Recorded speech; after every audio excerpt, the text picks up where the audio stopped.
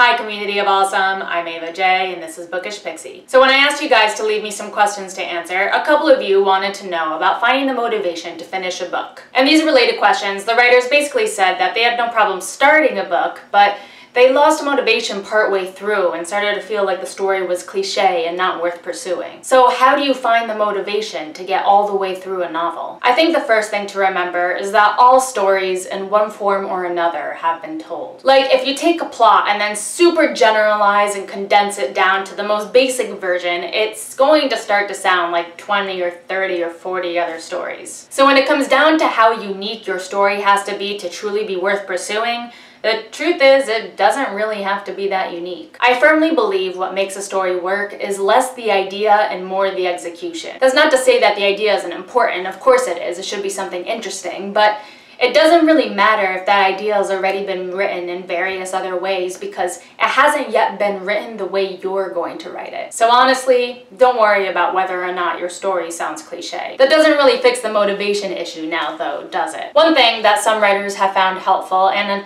I read this in a book or a blog or something, I don't quite remember, but basically at the very beginning, before you started writing your book or just as you started writing your book, you write a list of the reasons you love this story. I know Cheryl Klein's The Magic Words talks about this a little bit, and the idea is that you solidify why you want to write this story. By establishing why you want to write the story up front, it can help you get through those harder moments, and also when you're feeling really discouraged and thinking about giving up, it can be a good thing to pick up and look at to remind yourself why you started writing this book to begin with. The other thing that motivates me to continue is knowing that all first drafts suck. That doesn't sound very motivating, I know, except for the part where it helps me not feel so bad about what I feel is the quality of this subpar first draft. First drafts are messy and they're often pretty bad, and that's okay. The thing to remember when you're first drafting is the point is to just get the story down. That's it. So maybe the story's cliche and the characters are horrible and the writing is terrible, but you know what?